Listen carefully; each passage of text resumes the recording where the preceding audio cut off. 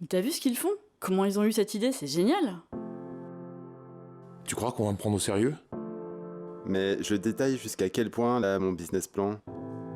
Moi, j'aimerais bien que mon banquier pense aussi au monde de demain. Bienvenue sur le podcast des banquiers itinérants de la Nef. Depuis 30 ans, notre coopérative bancaire citoyenne, 100% transparente, soutient exclusivement des projets à impact positif. Dans notre métier, tous les jours, nous accompagnons des entrepreneurs engagés et courageux. On va vous partager notre expérience et surtout la leur. Prêt à tout? C'est le podcast pour découvrir les emprunteurs de la Nef qui vous présenteront leurs superbes projets et leurs galères pour le financer. En fin de podcast, nous vous donnerons les clés indispensables pour résoudre ces problématiques de financement des entreprises. Bonjour, je m'appelle Jean-Christophe Cholot, je travaille à la Nef depuis 8 ans en tant que conseiller grand compte en Île-de-France. Aujourd'hui, nous sommes en visioconférence avec Mathieu Castin, le président fondateur de la coopérative Finacop. C'est le premier cabinet d'expertise comptable, créé en 2015, sous ce statut coopératif.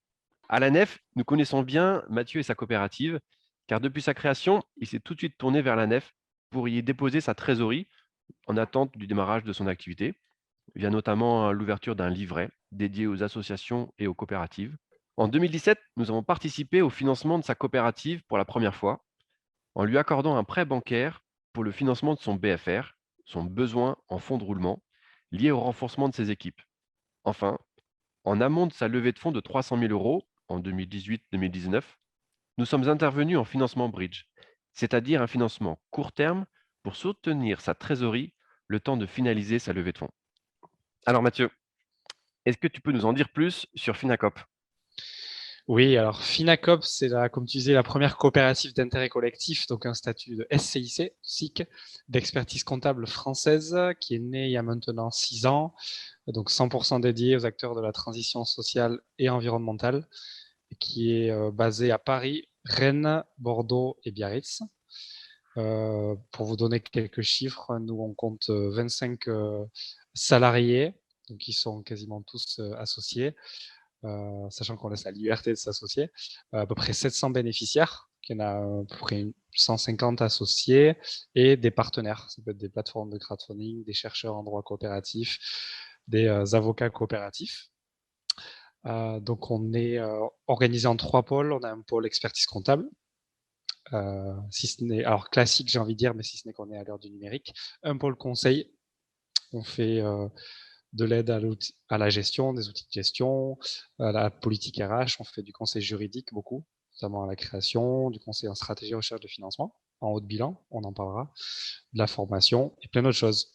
Et on a une autre activité moins connue, on fait de l'accompagnement, de l'incubation et de l'animation de réseau de professeurs réglementés. Donc on crée volontairement notre concurrence parce qu'on estime qu'on n'a pas assez de concurrents, ce qu'on appelle des coopétiteurs. Et du coup, Mathieu, au sein de Finacop, quelle est la problématique un petit peu que vous résolvez? Alors la problématique de départ, c'était comment accompagner des organisations de l'ESS qui souffraient soit de manque d'accompagnement, de, entre guillemets, être mal accompagnés, notamment la problématique d'avoir des experts comptables, des acteurs du conseil qui maîtrisent à la fois les spécificités de l'ESS, qui en partagent la philosophie et qui ont des tarifs horaires accessibles. Sur ce dernier point, nous, on a un taux horaire qui est voté en assemblée générale avec l'ensemble de nos parties prenantes, donc salariés, clients et partenaires. Et on va dire adresser, pour nous, l'utilité sociale elle se forme surtout sur l'éducation populaire, l'éducation à la gestion collective des entreprises sur toutes les fonctions comptables, juridiques, fiscales, économiques, gouvernance partagée, stratégie. Donc on a gros axe partage de contenu, on partage beaucoup de contenu en Creative Commons sur notre site internet et par tout autre moyen. On fait de la formation, on fait beaucoup de sensibilisation et du conseil. On a vraiment une prégnance de la relation humaine et du conseil dans toutes nos prestations, notamment nos prestations comptables. Et toi, à titre personnel, qu'est-ce qui était le déclic un petit peu pour cet engagement que tu donnes au quotidien? Alors je dirais que j'ai eu beaucoup de déclics dans ma vie Ça peut remonter à très loin, mais le plus dur, ça a été une fois que je suis passé à la nef, quand j'avais 20 ans en tant que particulier, j'ai changé mes méthodes de consommation, que j'ai donné de mon temps bénévole le plus possible. C'était en trouver une traduction professionnelle à cette envie d'alternative. Et la compta me renvoyait une image totalement aux antipodes de ce que je prônais. Donc j'ai dû m'armer d'un bâton de pèlerin pour aller jusqu'au bout du diplôme d'expertise comptable qui est très long en plus, qui dure 8 ans, aller un peu contre vents et marées. Et à force de m'engager dans des associations, des coopératives qui souffraient de ne pas avoir assez de trésoriers, de gens qui les aident sur le financement, sur la compta, je me suis dit c'est peut-être là où j'aurais finalement le plus de place et d'impact.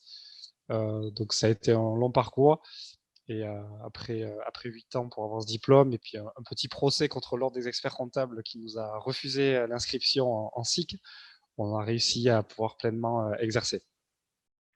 Du coup, Mathieu, ce matin, c'est un sujet autour du financement des coopératives. En tant qu'expert comptable, ça nous semblait intéressant que tu puisses nous partager un peu ton regard sur, justement, quels conseils tu pourrais, donner dans les structures qui sont dans ces étapes-là de recherche de financement. Ah ouais, les conseils nous qu'on donne, c'est aller chercher le plus possible les aides existantes, que ce soit en subvention. Alors le don et le mécénat, on ne peut pas trop dans les coopératives, mais les aides, on va dire Love Money, et tous les soutiens, les concours, etc. Déjà de l'argent qu'on n'a pas besoin forcément de rembourser, ou si on parle de Love Money, ça peut être aussi de l'argent que les particuliers, les proches apportent, par exemple pendant 5 ans ou 7 ans, sans prendre trop de risques, qui peuvent mettre au capital. Tout ce qui finalement fera effet de levier sur tous les autres modes de financement, où nous on se positionne pas mal. Donc, tout ce qui est apport en fonds propres, quasi-fonds propres et emprunts. Donc ça peut être des parts sociales, ça peut être des titres participatifs, des comptes courants d'associés. Donc arriver à décrypter déjà son besoin de financement. Ça exige de se projeter sur 3 à 5 ans. Et ensuite, les modes de financement et les acteurs qu'on va solliciter. Et une fois qu'on a cette phase-là, ça va être un travail de ficelage du dossier de financement, donc préparer un dossier qui soit sur le fond et sur la forme sexy et présentable pour les financeurs. Et justement, impliquer ses salariés, au capital de sa coopérative, est-ce que c'était, naturel? Est-ce que ça a été, source de questionnement, de ta part comme de la part des salariés? Est-ce que tu peux nous raconter un petit peu cette étape, humaine? Ouais. Alors je dirais que dans les coopératives, il y a 2 grandes écoles. Il y a celle qui oblige le fait de s'associer, celle qui laisse la liberté. Nous, on était plutôt, dans le premier, enfin dans le deuxième justement, laisser la liberté de s'associer ou pas s'associer. Et dans les faits, étant donné qu'on était, très tôt en gouvernance partagée, inspiré par, la sociocratie, l'holacratie, accompagné par l'université du Nou, notamment, et la manufacture coopérative, on on a ressenti, finalement un désir naturel, des salariés d'être associés. Alors pas forcément avec des montants très élevés, hein. En moyenne, c'est autour de 200-300 €. Puis ensuite, ça c'était au niveau des parts sociales. Puis quand on a émis des titres participatifs qui étaient un peu plus rémunérateurs, bon là on a eu aussi, des salariés qui ont fait des prêts d'honneur, qui sont endettés pour la coopérative. On en a eu 4, en plus du fait d'avoir, certains membres de leur famille. Et donc ça s'est fait finalement plutôt naturellement. Heu, Peut-être source d'angoisse pour ceux qui ont pas trop de moyens d'investir, mais on les a rassurés en leur disant que ouais, il y a pas d'enjeu ni d'obligation, ni de mettre des montants, importants. On a hésité à faire du prélèvement sur salaire, mais qui est une pratique aussi répandue par les coopératives, mais on n'avait pas, voilà, c'était pas forcément un souhait partagé par l'équipe, qui voulait plus, consacrer, du temps, que de l'argent. Et ensuite, donc une fois qu'on a fait cette partie-là, ça a aussi permis de légitimer, je pense, le fait que les salariés se sentent plus impliqués. Ça participe pour moi d'une déresponsabilisation, une autonomie, économique dans la prise de décision, parce qu'on se sent aussi responsable et maître à bord. Donc, pour moi, c'était aussi une concrétisation, de pouvoir, le partager assez largement, et dans la mesure où, je suis plutôt un dirigeant qui aime bien partager la décision, qui aime pas être seul à décider et qui pense qu'on est plus intelligent à plusieurs. Donc, finalement ça a aidé dans cette entreprise-là. Je sais que tu es passé aussi par cette étape-là, Finacop est passé par cette étape-là de levée de fonds. J'avais en tête, autour de 300 000 € en 2018-2019. Est-ce que tu peux, nous parler un petit peu de cette étape-là, pour Finacop? Et puis aussi peut-être, un petit peu la galère que tu as surmontée, la galère que tu as rencontrée, qui t'a poussé peut-être à aller, rechercher ce financement-là ou au contraire, pendant le parcours de recherche du financement, qu'est-ce qui était pour toi un peu plus, compliqué? Alors nous, on a une particularité, c'est qu'on a peu de besoins d'investissement. On est une activité de service, donc nos charges, c'est essentiellement des charges de personnel. À part un peu d'informatique, on est assez sobre. Toutefois, on a un besoin très prégnant qui est lié à la profession comptable et au métier du conseil. On a un besoin en fonds de roulement qui est important parce que, alors dans un monde idéal, on aimerait que les clients qu'on prélève les clients au moins le mois. Dans la réalité, on n'arrive pas à le faire avec tout le monde. Donc on a un besoin en fonds de roulement de, voilà, 2-3, on est monté jusqu'à 4 mois de chiffre d'affaires qu'on s'astreint à réduire le plus possible. Mais voilà, à hauteur que le chiffre d'affaires augmente, on est obligé du coup d'avoir un fonds de roulement. Donc notre spécificité SIC implique qu'on ait quand même des parts sociales minimum avant d'aller voir des financeurs extérieurs. Donc on a dû lever beaucoup avec les salariés, avec les proches des salariés, la famille des salariés, et avec les bénéficiaires et les partenaires, donc toutes les parties prenantes du cabinet. On a levé comme ça entre à peu près 50 et 100 000 € successivement. Et le complément, donc les 2 tiers restants, on est allé les chercher auprès de nos acteurs, nos partenaires historiques, donc la NEF, la Caisse d'épargne sur les emprunts, puis France Active et SFIN Gestion, qui est la filiale du Crédit Coopératif, sur la partie un peu quasi fonds propres, donc prêt participatif et puis titre participatif. Ce qui nous a aussi poussé à nous transformer de SIC SAS, qui était un modèle un peu souple au démarrage, avec uniquement un président, vers une SIC SA. Désormais, on a un conseil d'administration qui représente toutes les parties prenantes du cabinet. Eh bien, merci Mathieu pour ton témoignage et tes conseils. C'était vraiment chouette de pouvoir découvrir les coulisses de ta coopérative et de ta levée de fonds. Chers auditeurs, n'hésitez pas à consulter le site internet finacop.fr. C'est une mine d'informations, notamment via la foire aux questions et la boîte à outils, qui sont très riches et très utiles. Eh bien, je vous dis à bientôt. Et maintenant, creusons ce sujet avec les banquiers itinérants de la nef.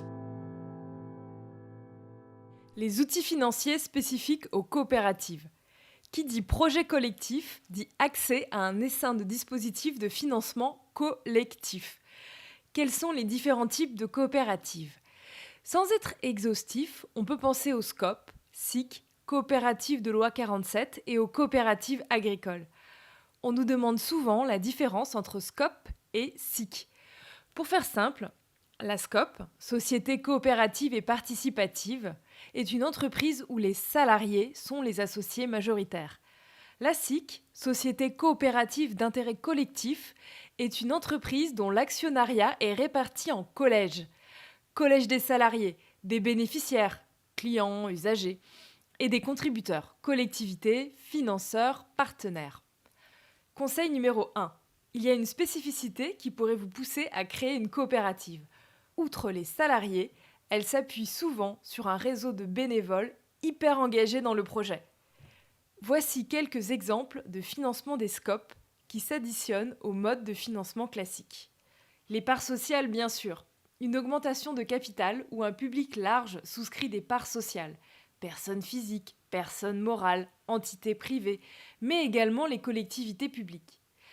La rémunération est versée sous forme de dividendes uniquement s'il y a un résultat positif, et cela reste soumis à une décision collégiale en assemblée générale.